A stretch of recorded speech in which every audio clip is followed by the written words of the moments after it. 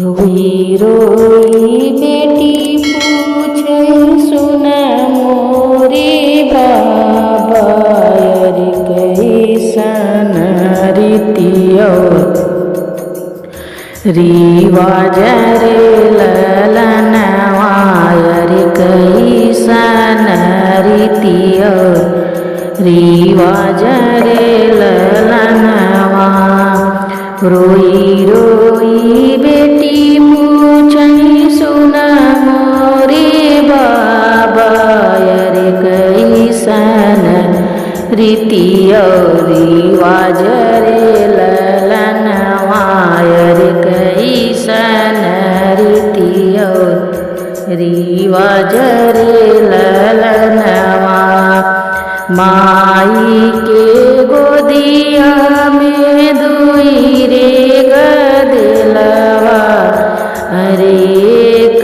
बहिन एक भाई रे ललनवा अरे एक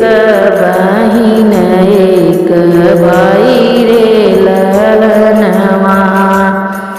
माई कई गोदिया में दुई रे ललनवा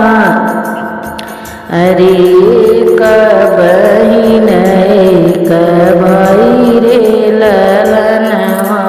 अरे एक बहिन एक भाई रे ललनवा बेटा के भय बजई बरहो बजनवा अरे बेटी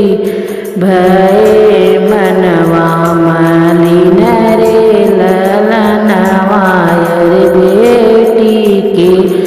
भय मनवा मलिन रे ललनवा अरे बेटी के मनवा मलिन रे ललनवा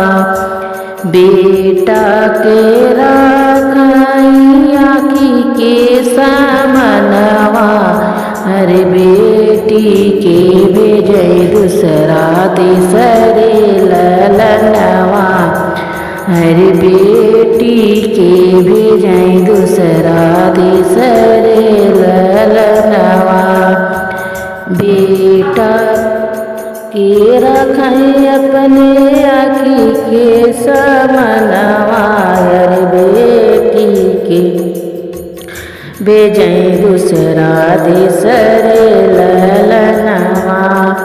काहे मोरे बाबा ऐसन रीतिया रिवजवा अरे काहे के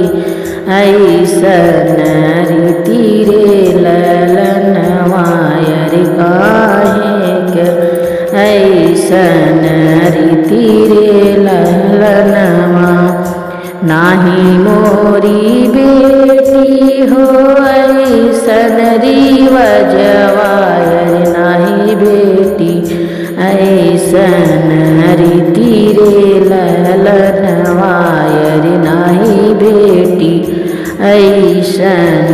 रीति रे ललनवा हमरई बेटी जाली दूसरई के देशवा अरे दूसरा के बेटी हमरा देसरे ललनवा अरे दूसरा के बेटी हमरा देसरे ललनवा ब्रह्मा लिखनिया जे होई मोरी बेटी अरे नाही बेटी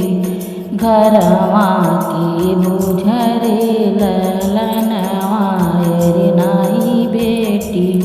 घरवा के बुझरे ललनवा ब्रह्मा लिखनिया जे होई मोरी बेटी अरे नाही बेटी घरवा के बुझरे ललनवा अरे नाही बेटी घरवा के बुझरे ललनवा रोई रोई बेटी पूछे सुना मोरे बाबा रे सुन मोरे बाबा रे कैसन रीतियो रिवाज रे ललनवा रे कैसन रीतियो रिवाज रे